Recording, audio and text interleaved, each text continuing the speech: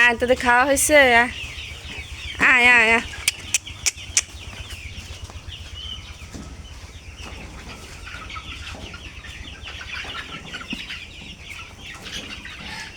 ওদের হচ্ছে ঘর থেকে খাওয়ানোর পরে বের করি, এখন ওরা ওই ঘেরের মধ্যে একাই চলে যাবে। দেখেন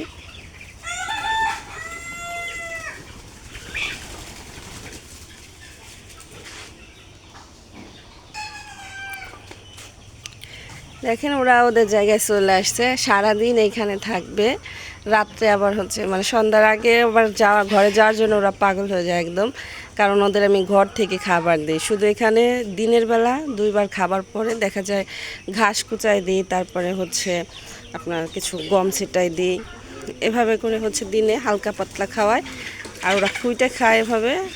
আর বিকালবেলা ঘরে যাওয়ার জন্য পাগল হয়ে যায়, ক্ষুধা লাগে, তো তখন অনায়াসে দাবড় দিলেই চলে যায়। আর আমার এখানে হচ্ছে মুরগি বেশি, মোরগ রাখছি মাত্র 3টা থেকে 4টা, আর সবই হচ্ছে মুরগি। তো এগুলাকে আশা আছে ডিম পাড়ানো পর্যন্ত বড় করতে। তো যদি হচ্ছে ডিম পাড়ানোর জন্য বড় করার সময় যদি আমি অতিরিক্ত ফিড খাওয়াই, সেই ক্ষেত্রে আমার মুরগিগুলো টিকানো কষ্ট হয়ে যাবে, পরে দেখা যাবে অসুস্থ হয়ে পড়বে। তো আমি এই জন্য এই সিস্টেমে দেশাল যেভাবে দেশি মুরগিগুলোকে যেভাবে পালে আমি ঠিক সেমভাবে ওদের পালার চেষ্টা করতেছি। আর এই জাতগুলা বিশেষ করে এই যে সাদা কালো, এটা জাতটা একদম দেশির মতো শক্ত। আর এখানে আমার দেশি মুরগিও আছে, আর এই জাতটা হচ্ছে একদম অরিজিনাল সোনালি। দেখেন এইটা হচ্ছে অরিজিনাল সোনালি, ঠিক আছে। তো ওরা একটু নরম, আর ওরা একদম দেশির থেকেও শক্ত, মানে এত শক্ত ওদের ধরতে পারবেন না আপনি, এমন অবস্থা।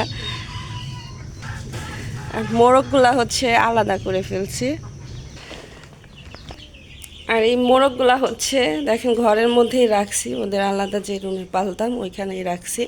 তো দেখা যাচ্ছে আমার এই যে অরিজিনাল যে সোনালিটা, ওইটা কয়েকটা 700 গ্রাম পর্যন্ত চলে গেছে, যে এটা 700 গ্রাম হয়ে যাবে, মানে এমন ওয়েট হয়েছে। ওদের অল টাইমই খাবার দিয়ে রাখতে হয়, ওদের ঘরের ভিতরে রাখি যাতে দ্রুত হচ্ছে বড় হয়ে, এবং ওদের তারপরে বড় হওয়া বড় বিষয় না, ওদের হচ্ছে অল টাইম খাবার দিতেই হবে।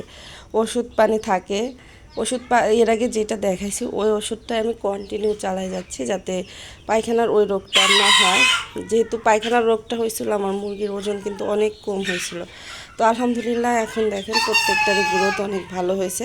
বয়স মাত্র 38 দিন, তো সেই হিসাবে আলহামদুলিল্লাহ অনেক ভালো হয়েছে। এভাবে আটকায় পারলে অনেক ভালো হয়।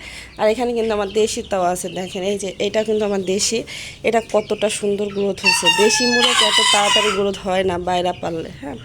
তো এই জন্য ঘরের ভিতরে এভাবে পালছি, তো আলহামদুলিল্লাহ অনেক ভালো হয়েছে। সবাই দোয়া করবেন, আপনারা যারা ছোটোখাটো খামার করতে চান করতে পারেন। আল্লাহ হাফেজ।